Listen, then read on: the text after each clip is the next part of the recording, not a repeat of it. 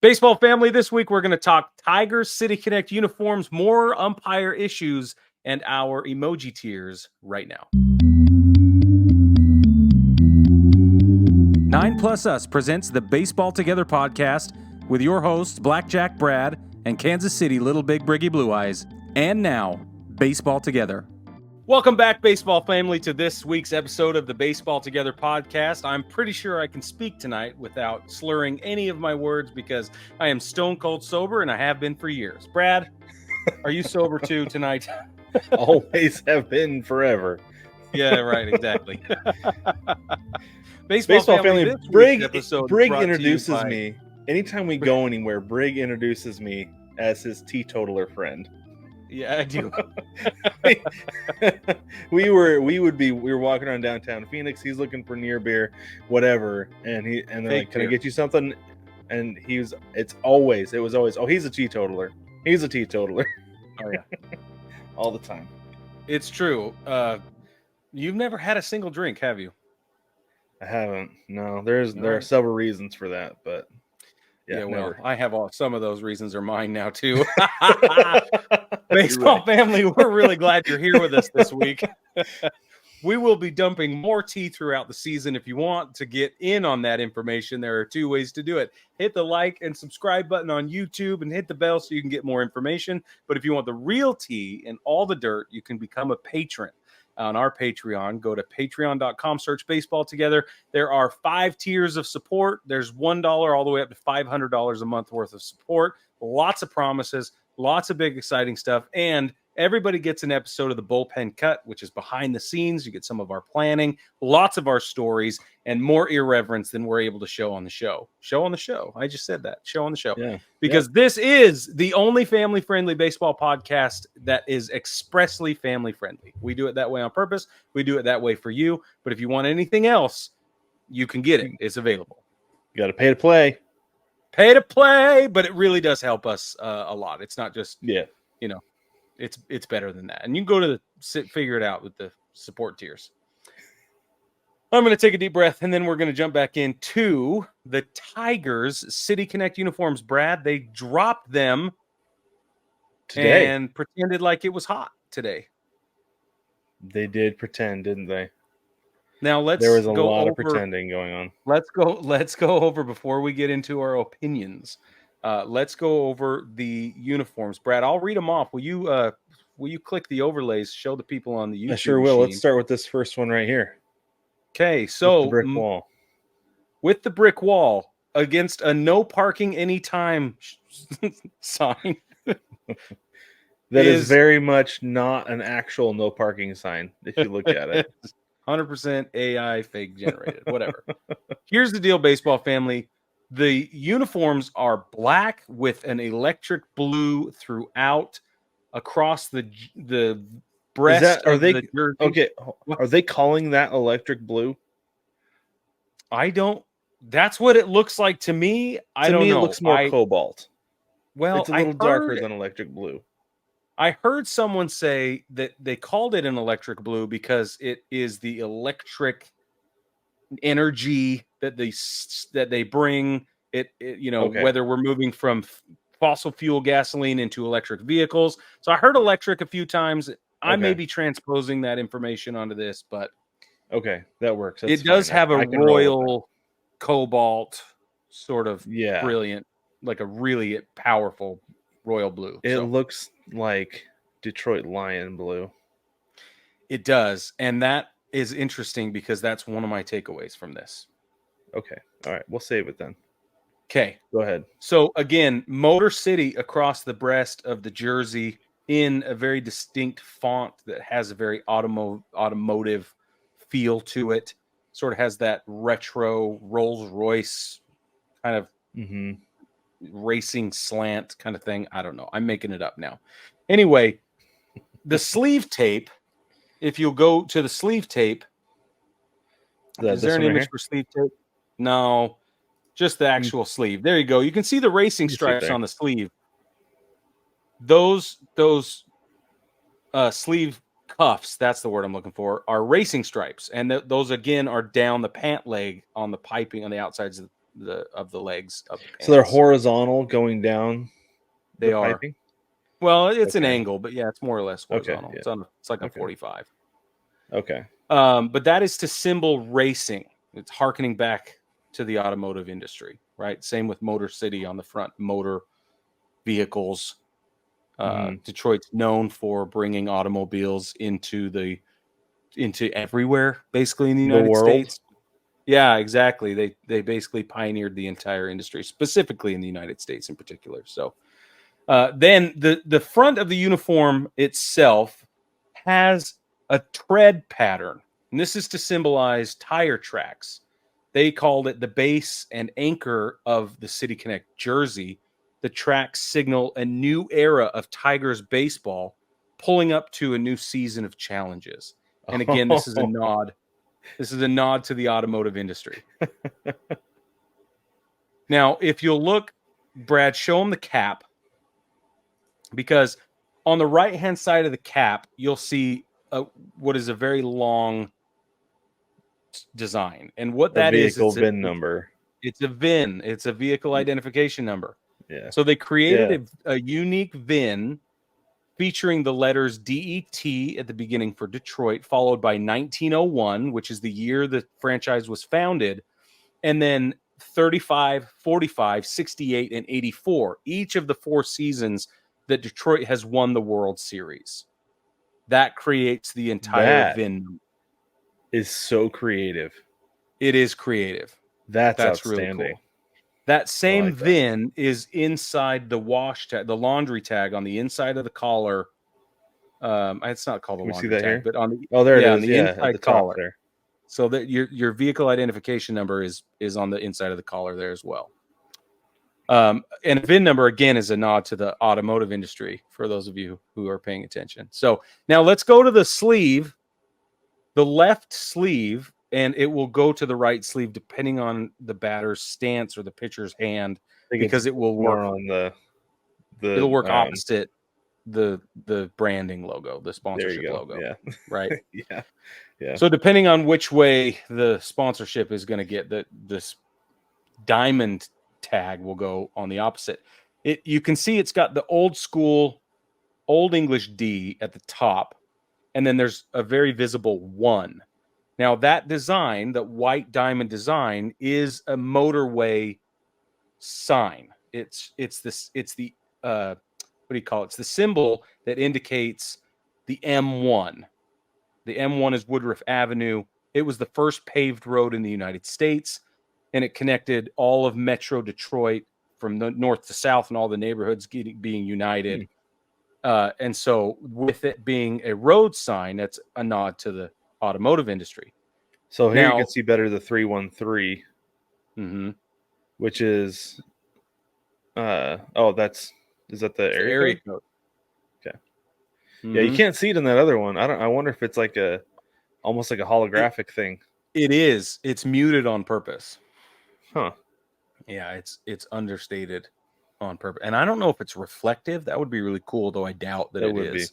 Yeah. I don't think they're doing that on uniforms, but okay, it would be cool, but I could see why they wouldn't do that. So anyway. Yeah. So show us the undervisor. The tiger eyes are really cool because the old school Detroit Tigers uniform logo or cap logo rather, is featured under the visor, also on the socks, and it's above the laundry tag, the jock tag down on the left. There you go. There, and then socks. Now go back to the jock tag, because the jock tag has the white. The eyes are highlighted in white rather than being blued out like every other tiger tag. And that is to indicate headlights on a vehicle. Again, a nod to the automobile industry, the automotive industry, in case you didn't know. Neat. So now the cap is navy blue. The word Detroit runs across the front 2 panels. That's got the matching font that you feature on the jersey. And then the VIN on the right side of the cap, which we already talked about. They're going to wear these uniforms every Friday night this season when they play at home. So this will be their Friday night home game uniforms. All right, Brad, I would love your opinions. Okay, there's a couple things. First off, like when I first saw it, looking at it, I was like, oh, that's actually, like, overall, I want to say like from a distance, it's going to look really cool. Okay, like it looks like kind of a gradient down the middle, off the side, right? Mm-hmm. I don't. This is the thing overall. First off, don't put tire tracks down the middle of a body. It looks like roadkill. Yeah. I will forever be calling these the roadkill jerseys because that's what it looks like. You got And then it. also, that looks like a hat you would buy from a flea market. Yeah, buddy. That is so plain. The print is so small. What are they doing? When you Send have it, baby. when you have this on the undervisor, and you're not going to Preach. make it where the world can see it? Preach, bro. My goodness. It's like they had all the elements right there, and then they're like, but let's do it where nobody's going to expect it. And then we'll do something else. Right. Like, will you even see it? I don't think so. But until we show you, and then you'll notice. yeah. Like, if I was a Detroit Tigers fan, I would not buy that hat because I would not want to pay $45, $50 for a hat that looks like I bought it at a flea market. Yep. You could go to Lids and they will churn one of these out for you easy, and you could get 15 for a discount. Give them to your buddies and you could pull your money. You know what I mean? Yeah. I mean, other than the undervisor, the rest of it's hot garbage. I think the hat is atrocious. The cap is atrocious. It's so bad. The VIN number on the side and on the tag on the back, super creative. I like that. But you cannot just have Detroit in whatever font that is A, too small, and B, too plain. Yep. Like, you've at least got to have a different colored visor. It's so boring. Different colored visor on there or something. I don't know, but the hat is awful. And like I said, forever will be the roadkill jersey because that's what that looks like. So for me, I love the mix of that really intense electric royal. Oh, I love the colors. Love the colors. Color scheme is fabulous. Mm-hmm. Again, I wanted purple, and we've talked about that. So that moves it away. But you bring up a good point with the Detroit Lions. I think that if you have a team that historically bad that needs your help from your baseball team, like, go ahead. That's what this is. So. Well, the other thing too is that specific color of blue, Brig, that's like Ford blue. Yeah, I know. Yeah, like, which is fine. Here's the thing, though, man. Like, we know the automotive industry is out of Detroit. For years and years, it's been that way. We know. The whole world literally knows. Forever. The whole world knows. Okay, why? With all of the choices, with all of the history, with all of the opportunity to showcase something about your city, did you pick the one thing we already all know about that's really nothing special anymore, that is not turning any heads? I don't get it. I'm bothered that it was such a, like, the execution, I'll give them like a 5 or a 6 out of 10. Okay, 7 if I'm feeling good about the color scheme and can't see the tire treads from far enough away. Okay, I got it. I do like the font across the jersey, and it looks really good on the back of the uniforms. It looks good on the jersey. Yeah, that's okay. No. But my big issue is, of all the things, man, why did you have to stay? It feels basic. It feels lazy. It feels like sticking with Motor City and all the automotive stuff was just the lowest hanging fruit. And you have so much opportunity to get into Motown and some of these other, historical, traditional one things. Of the oldest baseball teams in Major League Baseball too. Like, you're not calling on any of the team history. Whereas I'm wearing a Mariners City Connect right now, for those of you not watching, and the font belongs to a team that is not even part of the Mariners history, but is because of the city. They called more on just baseball in Seattle than they did anything else with the Mariners City Connect. And this is the problem that I have, Brig, is that every single jersey we've seen this year and a lot of last year, it's just like black. Yeah. Like, are they running out of a dark heart? I don't know. It feels to me like the design team is like running out of ideas, though. Yeah. That they're just like, okay, let's start with black. Let's put some did the last one. Well, what else should we start with? I I don't know. Let's start with black. Black with texture. Yeah, like How that's pretty about much all black? it's become. How about now it's going to be black with colored texture? Huh? Yeah. So I was really excited about what we could potentially see this year, but I'm really like concerned now because they've just gotten to be so lazy and so rinse and repeat of something else, you know. And I feel like it all started with the Brewers one. Like I'm not blaming the Brewers for this, but that one felt so like 8th grade Canva project. Yeah. You know, and it's just kind of gone that way ever since. Like I'll give him a little bit more credit here with the texture there, and then I mean, do we want to just move on and talk about the Rays right now because I have thoughts? Yeah, let's talk about the Rays. So like I thought it was super cool that they were like supposed to look like a faded T-shirt. I was like, that's awesome, super relatable, but they're wearing them with pants that are supposed to look like a faded T-shirt, but instead of looking like a faded T-shirt, you know what it looks like, Brig? Looks like they're wearing old sweatpants out there. That's right. Sweat. Yes. It looks so awful. Especially you get a left-handed batter up there who doesn't have the piping down the right leg, and it's just a solid pant leg. It looked like he was wearing, I can't remember who it was off the top of my head, but it looked like he was wearing sweatpants up there.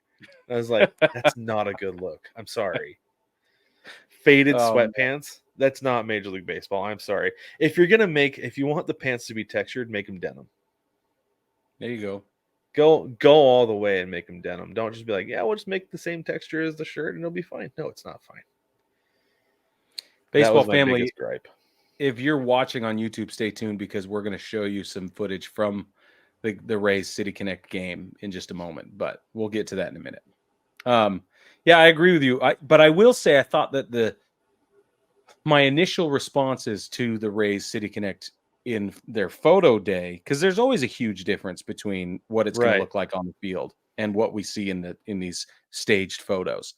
I thought that it looked better on the field than it did in the photos for the most part. It looks great on the field, other than the pants. Like the pants are my one issue. Like let's just take it out and just do white pants, right? Yeah, because I feel like that should just be the way to go for a lot of these anyway. Yeah. But I think that just wearing your home white pants with that jersey will look fantastic. I disagree. Well, no, I don't disagree with that. I think don't you're like right. The sweatpant look.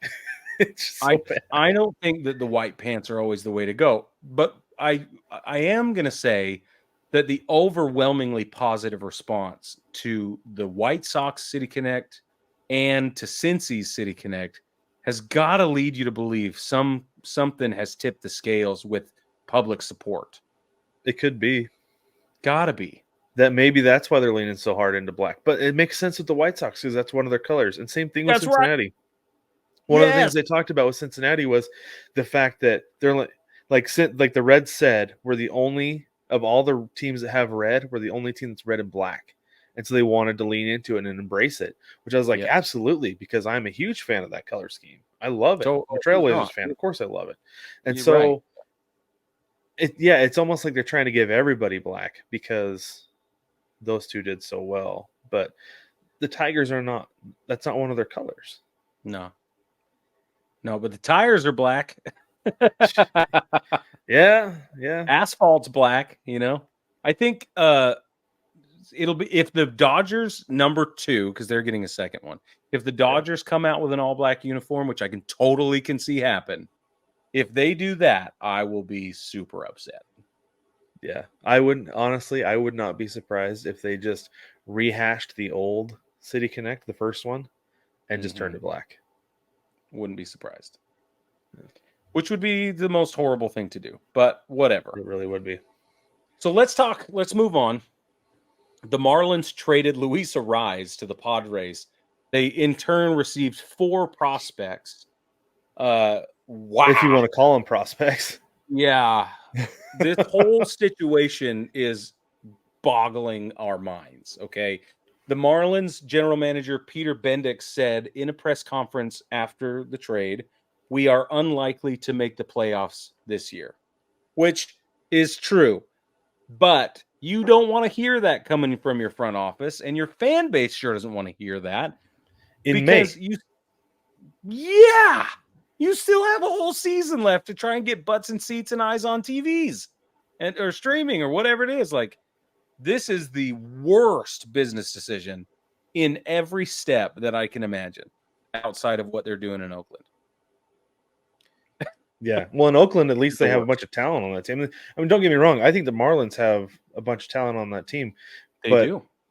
It almost feels like a revolt against the front office because they all hate it there.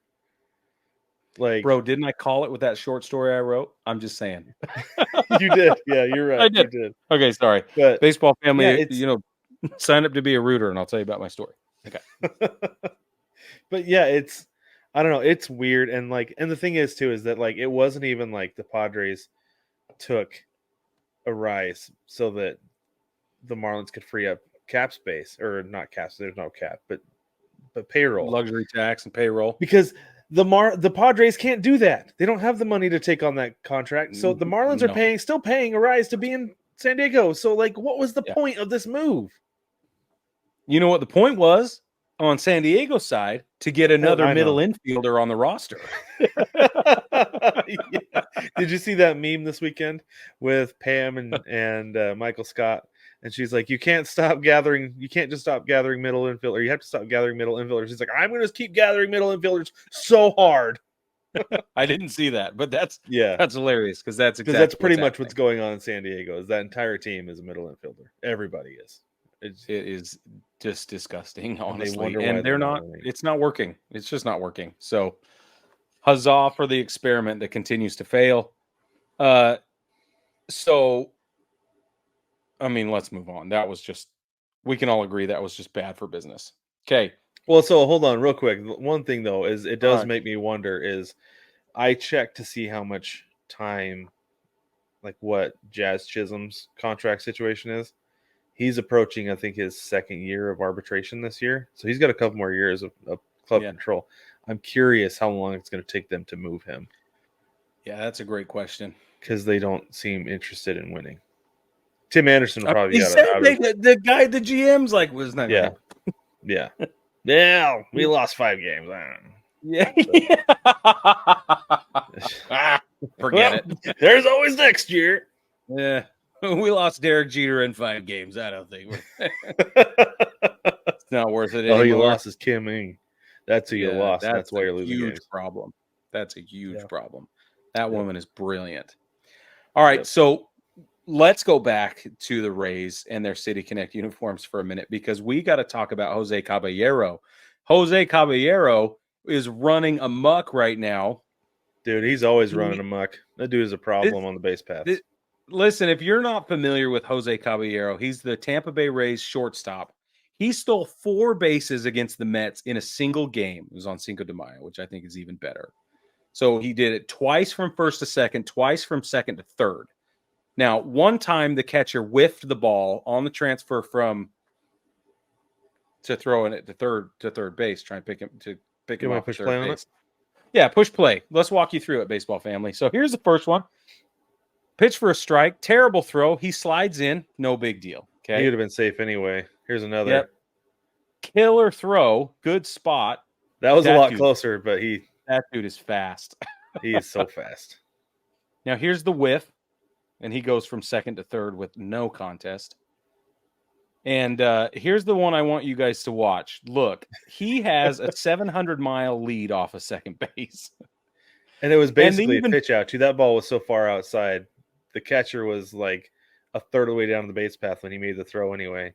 Yeah, it was a pitch out easily. Here comes the slow-mo. Look, the ball almost always moves faster than the base runner, but not this time. That dude was 100 feet off of second base on his way to third. By the time the catcher got it, he was halfway there. So I talked about Cabby early in the season, Brig. Because he did something. Oh, he did something, and somebody got mad at him. I think it's somebody with the Blue Jays got mad at him. I said, "This is what he's going to do. He's a pest, because he's a hustle guy. He was a utility player in Seattle. I loved him last year in Seattle. There were times that he was absolutely maddening because he would get picked off, he'd get in a rundown when he didn't need to, and he would run himself out of an inning. But the good outweighed the bad, and I loved watching him. And this is why he's so good at reading pitchers and catchers that I'm sure he got to the point on that last stolen base. Like you said, he was halfway to third base before the ball was even pitched, that he got to the point where he's like, he's not looking back here. I could be standing on third. He's not going to know. No, you can have Francisco Lindor shouting at him from second base. Yeah. And he's so locked in, he's not going to hear it. He has no idea. I can walk to third base and be fine. That's the kind of base runner he is. I'm telling you. And even the pitch out and he set up the catcher to make that throw, and it still didn't matter. Yeah. Yep. Rays fans, you're losing a bunch of games, but you got a couple of really exciting guys on that team, and Cabby's one of them. Unfortunately, I don't feel like he's a starter on a winning team because he is a utility guy. Right? Yeah. Like, you need to have him as your utility guy if you're going to be winning, because that's the level of player you need playing ahead of him. But as a utility guy, he's a great guy to have on your team. He's a ton of fun. I mean, he's a ton of fun to watch, even if you're losing. So there you go. Quick update on Paul Skenes in the Pirates organization. He still has not been called up, by the way. Let's just get that out of the way. He's still being groomed down in the minor leagues. But he did finally give up his first professional home run. And this is, let me paint the picture. It was the top of the fifth with a 3-1 count. The umpire called a ball on a fastball. Skenes asked to challenge the call. He won the challenge. That moves the count to full. Then on the next pitch, he gives up his first homer. Not the first homer of the day. Not the first homer of May, not even the first homer at that level. The first homer he's ever given up in professional baseball. I thought you were going to give us one more rhyme there. No, but that would have been great. That raises his ERA to 0.99. That's so crazy. Sit on that for a minute. So his ERA goes to 0.99. Well, and it's the other thing too is that it's not like he's only pitched a couple of innings. He's pitched 34 innings. No, sorry, 27 and a third this year. Yeah, right. He's been in 7 games. He's 30 struck games. out 45. Oh, the guy is just electric, and he's pumping him in there at 103 consistently. Yeah, it's pretty intense. So he's given up Pirates He's given up 3 earned runs in 27 and a third. So that's why his ERA is currently 0.99. Dude's amazing. Yep, I don't know why they haven't called him up. They could sure use him. Speaking of pitchers, Brad, will you walk us through your Mariners starting rotation? Oh, dude. So things have been going well for the starting pitching. Not so much the offense, but we'll get there later. So the Mariners starting rotation has been absolutely lights out. They went 21 games in a row where the starting pitcher allowed 2 or fewer runs. Now, this is not just 2 runs and then he's gone. Because keep in mind, if a pitcher leaves the game with a runner on second base, that runner on second base, if he scores, is still charged to that pitcher. So 21 games in a row, Brig. Yeah. And not only was it 2 or fewer runs, that the total through those 21 games was 21 earned runs by starting pitching. Total, averaging 1 per game. Now, Emerson Hancock did get touched up against the Braves. He did give up 4 runs. 3 of them, I believe, were unearned. I think it was 5 runs, 4 were unearned. So there's that. But these are earned runs. Yeah.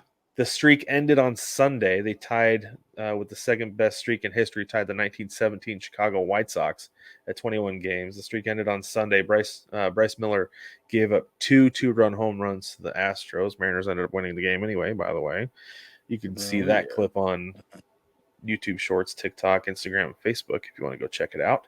But the record, Brig, if you're curious what the record is, it's held by the 1915 Washington Senators, and it's 22. Ooh. The Washington Senators in 1915 would have been, was that Rogers Hornsby? Oh, no. Walter Johnson. Is it Walter Johnson? I'm going to look. Because Hornsby I was looking in St. Louis. Oh, okay. But it very well could be Walter Johnson. Yes. Tell me I'm right. Ding, ding, ding, yeah, ding. Baby. He was part of that staff that went 22 in a row. So I looked up. Brig. I looked up the 1917 White Sox because I was like, is that Eddie Seacott? Sure enough, Eddie Seacott, Lefty Williams, Red Faber. Eddie Seacott, for those of you who are paying attention to baseball history, was a member of the 1919 Black Sox scandal, which is too bad because he had a career WAR of 59.1. That is too bad. So he was one of the guys who was fixing the series? Yep. That's a bummer.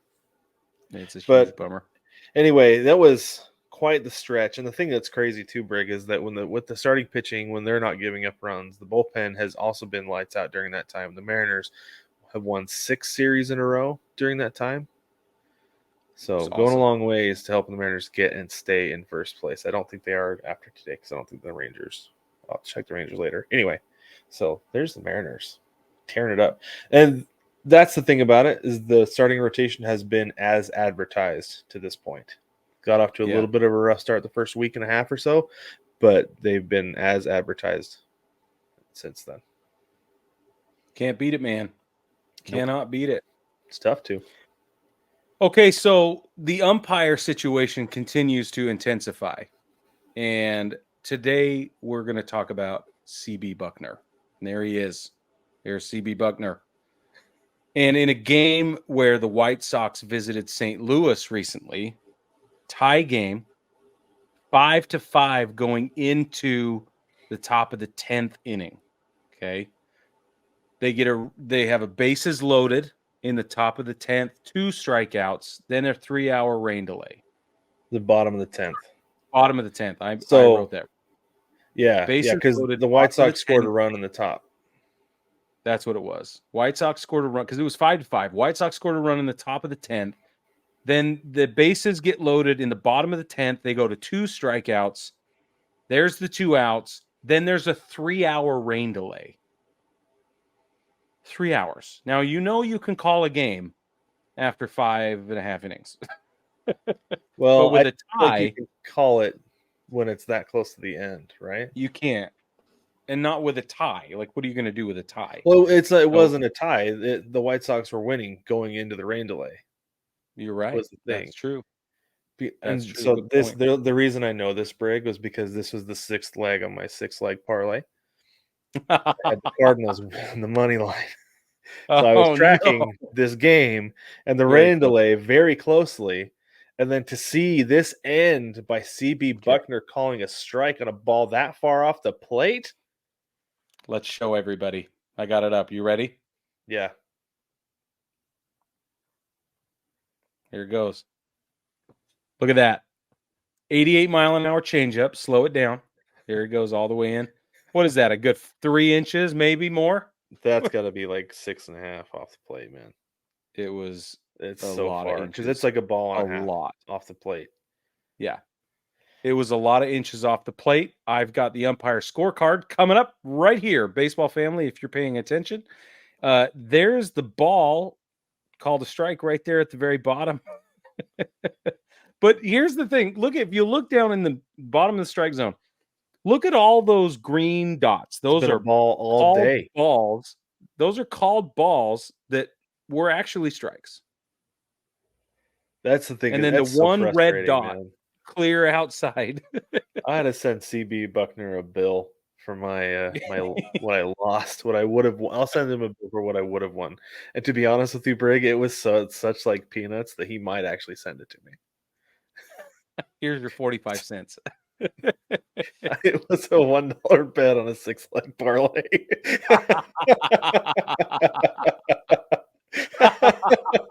I was trying to get my balance down to the next $5. That's all I was doing. Nailed it. Oh yeah, you should definitely send him a bill.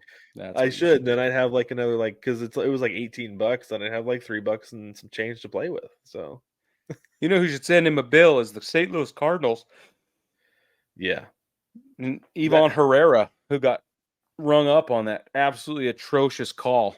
It's so terrible. Like, do you go in for a 3-hour rain delay just to come out for that garbage? Come on now. Like, give the dude a chance. Like, make the wait worth it. It was a 1-2 pitch. Bases loaded 1-2 pitch. He was just tired of being there. That's exactly what it was.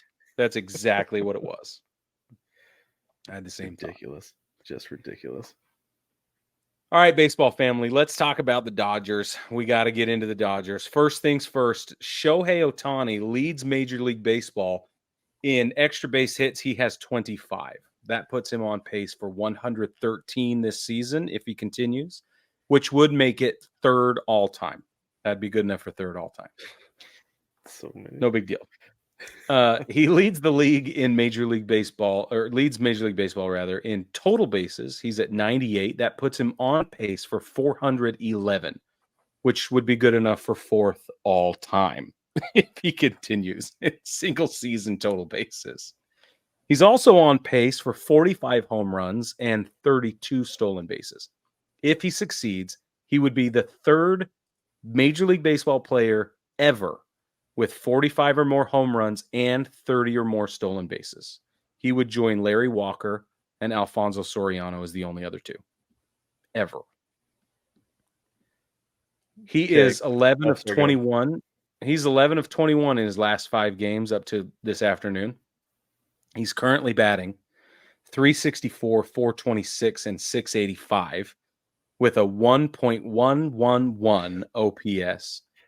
He leads the league in batting average and on-base percentage, or slugging. Sorry, he leads the league in slugging and batting average and OPS. He has a league-leading 54 hits, 14 doubles, and 10 home runs. There's like a 5-way tie for home runs right now. Something like that. It's like nobody can get over 10. I don't know what the deal is. It's weird. Yeah, it's strange. So, in case you're wondering how Shohei Ohtani's doing with just his role at the plate and not doing any pitching, he's still one of the greatest we'll ever see. He is. So here's some context. One of the greatest on-base guys you've ever seen in Ichiro, okay? Mm-hmm. Like you can't really compare a lot of his seasons because he had over 200. 1, 2, 3, 4, 5, 6, 7, 8, 9, 10. He had over 200 hits in 10 of his seasons, so we're not going to count a lot of that. But what we are going to do is in his worst season, one of his worst seasons. Okay, so he's 40 years old. Such a terrible time to have such a bad season. It was his only full season with the Yankees. He had 102 hits. 102 hits. One of the best on-base guys ever, and Ohtani's on pace for 113 extra base hits. Right. And I'm sure it still felt like Ichiro was getting on base pretty regularly at that point. Oh yeah. Oh yeah. That's insane. That's so many extra base hits. It's so many. Dude is just a walking double. But then he hit so many home runs too. It's bananas. He's hitting plenty. Yeah. The other thing that's happening in the Dodger world is Walker Buehler is set to return. 2024 will be his debut. It's coming versus Miami. That game started tonight at 7 p.m., Brad. Will you look and see if it's already done? I'm sure it is, or very nearly. No, not done yet. Oh, was it Eastern time? 7 p.m. Eastern, yeah. No, not 7 p.m. Pacific time because they're in the top of the 4th right now. 7 Pacific. Oh, man, that's the worst news I ever heard in my life. Anyway, how's he doing? What's his line right now? 3 1/3, 6 hits, 3 runs, 4 Ks. Not great. Not lights out stuff. Looks like he made it through. He made it out of the 4th. Just now, I think he got a double play. So he's gone 4 full. Well, I mean, it's respectable for sure. Yeah, I mean, it's his first game back, and he's only given up 3 runs. Yeah. I mean, granted, it's the Marlins, but still. Really, though, I think that's this is a great first start against the Marlins. Good choice. It is. It's a good spot to start. It really is. But this is the thing, though, is that like the Dodgers have the opposite problem of the Mariners. The Mariners pitching has to be lights out every day because the offense is struggling so much right now. The Dodgers offense is so good. The pitchers can go out there and be like, "What, guys? Can we give up like 5 today?" Yeah. And offense is like, "Yeah, it's easy, fellas. Like, no big deal." So Walker Buehler said getting the adrenaline of pitching in the big leagues is something I've been looking for a long time. And for sure, of course he feels that way. I mean, he's been out forever. So we're very excited to see him back just as baseball fans in general. But when he's healthy, that dude is electric. Yeah. So. Yep, for sure. The Dodgers don't need him, but they get him. They do need him. Honestly, I think they do need him. They're going to need him in the long run. I think they're going to need him in the long run. Yeah, they don't need him this minute. Not right now. No, absolutely not right now. Like they could really take their time with him coming back if they wanted to, but I feel like at this point you might as well. Yeah. Get him out Especially if you can rotate him in and give him a couple of extra days here and there. Yeah. The Dodgers are 11 in their last 13, by the way. So in case you're wondering for the actuaries out there. 11-2 in their last 13, is that what that is? Yeah, they've won 11 of their last 13. Okay. That's fantastic. Yeah, thanks for catching me on that. So here's a couple of other summary bullet points with the Dodgers. So the Dodgers lead Major League Baseball and, of course, the National League in the following categories, depending on which category. The overall WAR by any player is Mookie Betts. The position player WAR for any player is Mookie Betts. The offensive leader in WAR is Mookie Betts. Batting average leader, Shohei Ohtani. On-base percentage, Mookie Betts. Slugging percentage, Shohei Ohtani. OPS plus, Shohei Ohtani. Hits, total bases, doubles, extra base hits, all Shohei Ohtani. The home runs of four-way tie, which includes Shohei Ohtani. How many walks? It's Mookie Betts. He leads the league in walks. Sacrifice flies, Will Smith. Stolen base percentage is like a 23-way tie, which includes Betts and Ohtani. They have the 7th best ERA in the league at 3.35, and they are above the league average in saves at 11. Basically, the Dodgers are a machine right now. Offensive, for sure. I mean, it certainly drops off when you get to the pitching. 7th best ERA, which, nothing to snub your nose at. But still, you need those guys doing what they're doing offensively. Yeah. With that, which is... So here's my question, Brad. Okay. If you, let's say you lose Mookie Betts, does the entire system crumble? It feels like it. So it does, doesn't it? So this is the thing, is that like Ohtani's doing a lot. Obviously, we covered that. But they have got a guaranteed RBI every time Ohtani gets up there because Mookie Betts is on base. Ohtani's going to either hit a double or a home run, and Mookie Betts is going to score on that every single time, no matter what base he's on. Yep. That's so a guaranteed RBI every time is what it feels like. So if Mookie Betts goes down, it does crumble because then you've got Ohtani getting out on second base, right? Which is great. You want him on second base, but there's a good chance you've already got one out, and then you've got to rely on Freddie Freeman, who is no scrub, by the way. No. But it's not a guaranteed RBI. Right. Not a guaranteed run. Yeah. And so, I do feel like it would fall apart without Mookie Betts. And it's crazy because I was like, oh, man, he's moving to a new position. He hasn't played shortstop significantly in his career. I don't think he's going to have a great year this year. Well, to you, sir. And for the record, I'm going to throw this up there. We don't want anything to happen to Mookie Betts. I'm just speculating. So tossing it up to Dave. Okay. Yep. All right, baseball family, we're going to take a quick break. When we come back, we're going to do our emoji tiers. But before that, today in baseball history, May 7th, 1925, in the 9th inning against the St. Louis Cardinals, Pittsburgh shortstop Glenn Wright made an unassisted triple play when he caught Jim Bottlemy's line drive, stepped on second base to double Jimmy Cooney, and then tagged Rogers Hornsby coming in from first. That's pretty neat. There's Rogers Hornsby came up twice today. I'm just going to say we should be really proud of that. Baseball family, we'll be right back.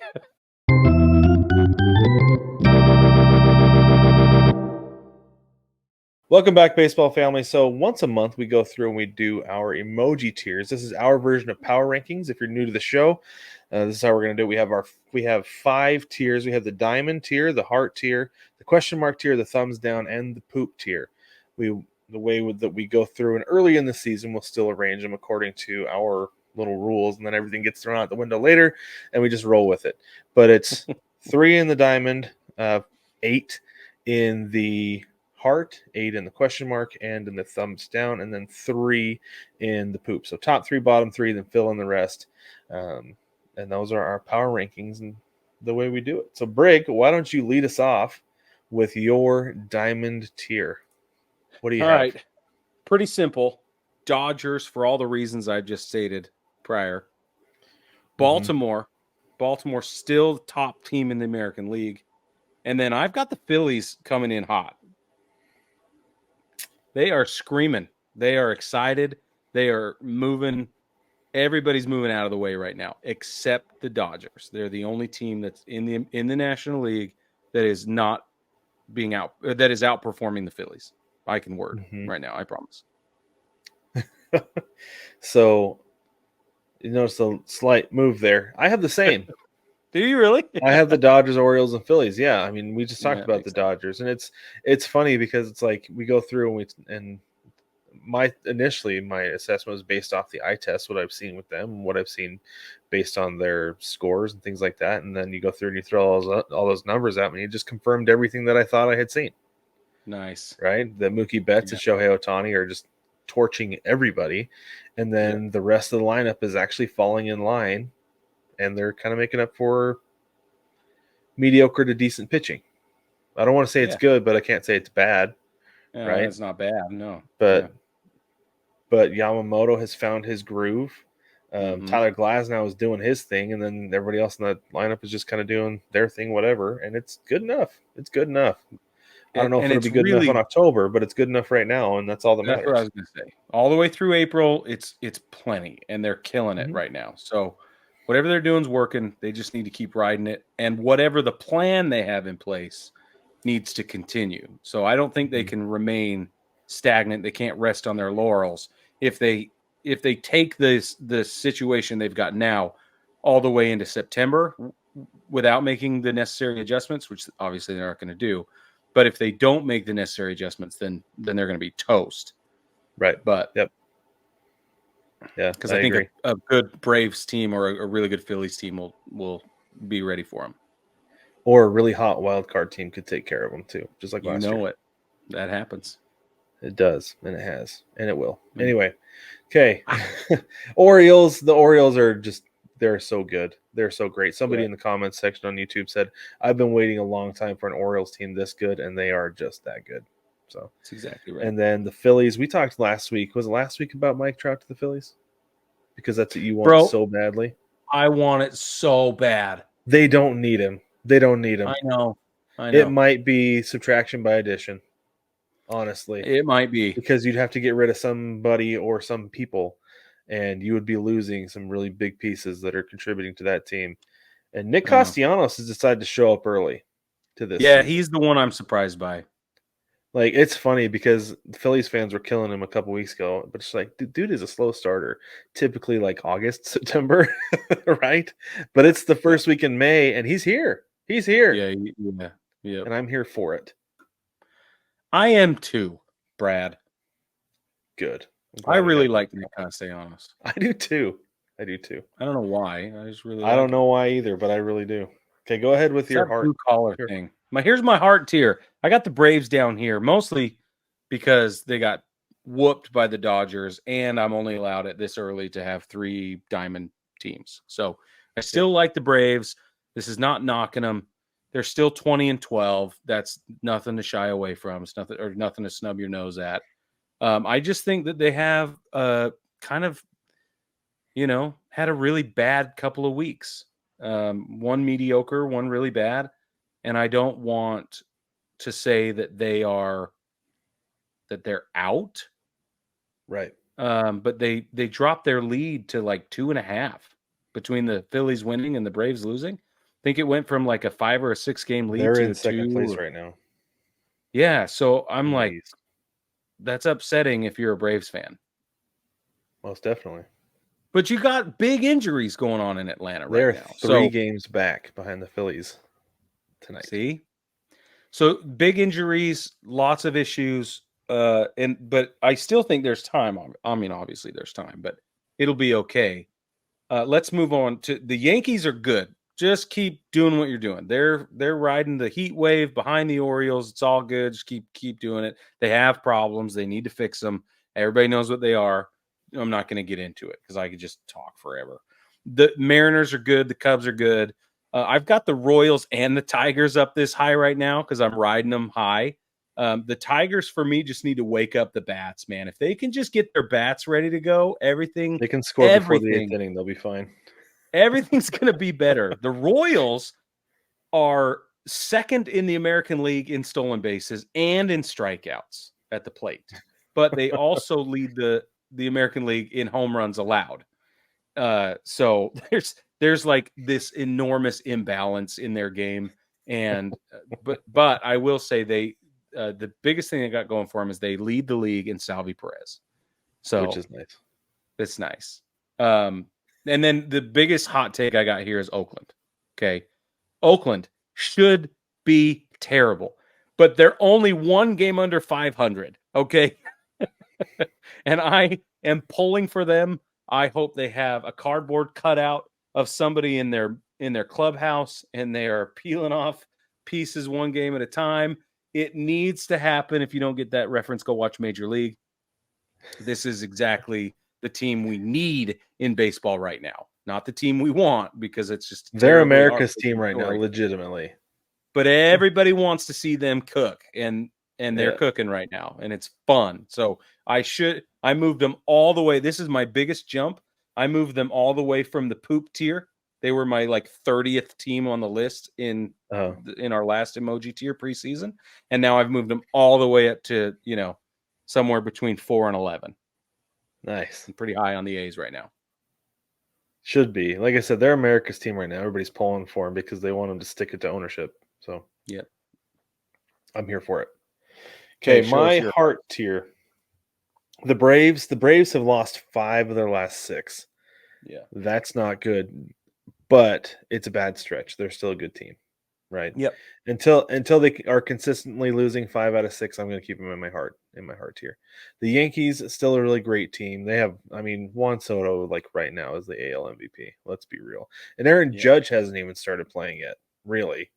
No. So got that going for them. I'm going to leave my Mariners here. I'm not super worried. The pitching has been carrying them, which is a huge deal because Julio Rodriguez hasn't hit a ball out of the infield in a week. Mm-hmm. And so when that starts happening again, things will start clicking. And it looks like there's going to be a promotion soon because Jerry DiPoto was in Arkansas over the weekend. So could be seeing some guys coming up and making debuts over the next couple of weeks. And I'm very excited because there's a ton of talent on that team. Cubs, I've been saying since the very beginning, there's a ton of talent on that Cubs team. They are very good. Mm-hmm. They should run away with the Central. If they don't, I'm going to be shocked. Yeah. The Rangers, got to keep them here because they're still holding serve in the West. Cleveland shocked me to this point. I've got to leave them here because there was several days where they had the best record in baseball, and they're still playing well. They still have their division by 2.5 games. The Royals, I love the Royals. I love so much of the Royals are doing. Yes, they strike out too much. Yes, they have some pitching problems, but again, another team with a bunch of talent on it. And once those guys get on base, they're making stuff happen. So the issue is getting on base, but once they get there, they can make it happen. And there's the possibilities of that team, they could contend for the division, and I'm not kidding. They're really good. And then I got to have the Brewers there because they continue to shock me. I don't love them. So, if I was to go tier this whole thing, they're my number 11, right? Mm-hmm. Yeah. They're the bottom of my heart tier because they've shocked me. So I'm putting them here out of respect. Mm-hmm. You got to respect them. Yeah. Well, they're 20 and 14 right now. So far, you got to respect them. Yeah. Until they make it so that I don't. I'm going to. Yeah, that's right. So for me, this is where the Brewers go. They're in my question mark tier because I have to respect them. Like you said, they average more than one home run per game. And I think they steal at least one base per game or something like that. So yeah, I was watching a game the other day, and they were talking about how they're like super aggressive on the base paths. They were one of the fastest teams last year, one of the fastest teams this year. Where they've taken a step back this year has been defensively. That's what they said. Yeah. So I'm just not sold still on Milwaukee, and I think that's okay. Mm-hmm. But I'm going to put them here, like you said, out of respect, and also because this is the middle, and I don't want to put them any higher. So come at me. The Twins, I don't want to put them this high either, but I have to because some of the teams below them are way more justified in being lower. I know the Twins are doing fine. Like there's nothing wrong with what they're doing. They're also 20-14, which is great. I think they had a 12-game winning streak, so you got to love that. But I'm waiting to see if it was a 12-game win streak and now they'll lose 12. I don't know. Could happen. Well, they won tonight, so okay, so 13. Beat the Mariners. Too bad. The Giants, why do they suck on the road? Like, aren't they like 6-13 on the road? That makes no sense to me, and it's so sad. So because it makes no sense. 6-14 after today's loss. Yeah, 6-14. Nice. No. Oh man, they DFA'd like two guys today that they brought up from AAA like last week or a couple days ago or something. Well, they had a dude a pitcher make his debut today too. Yeah. Well, they DFA'd somebody today, a pitcher. Oh, it's weird. They got a lot of crazy going on. So I'm confused, hence the question mark tier. If you're the Cardinals and you're going to lose to the White Sox and you're getting booed by the home crowd, I'm confused. I have some questions. I have never, ever did I think that the St. Louis Cardinals fans would boo the home team at Busch Stadium, and that's happening now. That's problems. That's big problems. And then you lose to the White Sox. And I know we saw a terrible call, but I don't know. Not a good look. The Red Sox have a team ERA of 2.61, but they're like 1-15 runs allowed. I'm confused by the Red Sox. I'm still not excited about them. And then the Blue Jays have an anemic offense.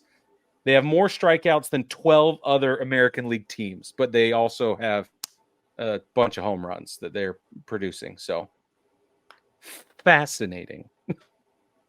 Fascinating. Ready to go. All right. This is my question mark tier. I've got the Twins, Rays, Reds, Red Sox, Tigers, Astros, Athletics, and Padres. The Twins, I feel like they belong here. Like you said, is that winning streak just rattle it off? Then that's it. Then there'll be 500 the rest of the way, or what? I don't know. The Rays, they should be better. I mean, I know that they have like the lowest payroll in the league, so they shouldn't be winning anyway. But the fact that they have proven in the past that they're able to win that way and win with many of these guys that they have, they shouldn't be playing like this. They should not be a 500 team. So I'm confused about the Rays. The Reds, I'm confused about because I talk all the time about how there's a ton of talent on that team, but they are an under 500 team. And not only right now, but they're just like wildly inconsistent. And maybe that's their inexperience coming through. I don't know, but we're going to roll with that for now. The Red Sox, I'm not sure who this team is day to day.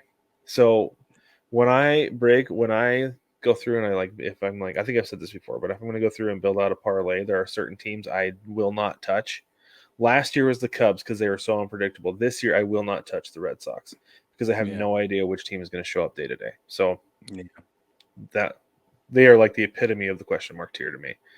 The Tigers need to play better than they are because they are better than that. Like I said, if they could figure out how to score before the 8th inning, they would have a way better record. They'd be at least 4 or 5 games over 500. I'm convinced.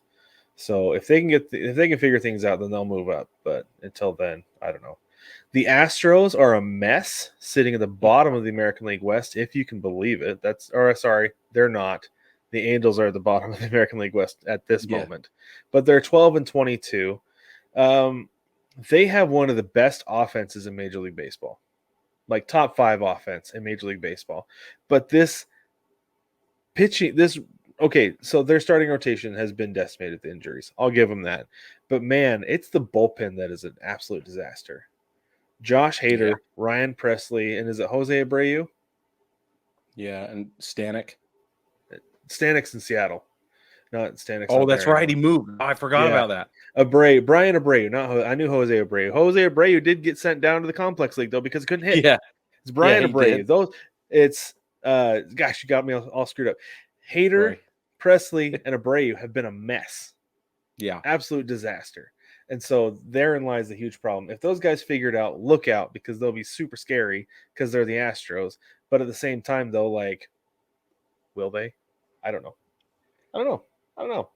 The Athletics, I put them here because I'm very excited about them, and I couldn't justify putting them in the heart tier. Even though Brig, I feel like you justified it perfectly. I couldn't do the same for me. I love the Astros, but they're also, I love the Athletics. That felt awful coming out of my mouth. I love the Athletics, despite being a division rival.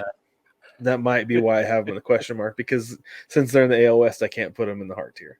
So, fair. Anyway, and then the Padres, just you can't build a whole team off of middle infielders, no matter the talent that you have. But they're sitting at 500 second place in the division in the NL West, and they're on top of the wild card. So maybe they'll hold serve. I don't know. Probably not. But we'll see. That's an unknown.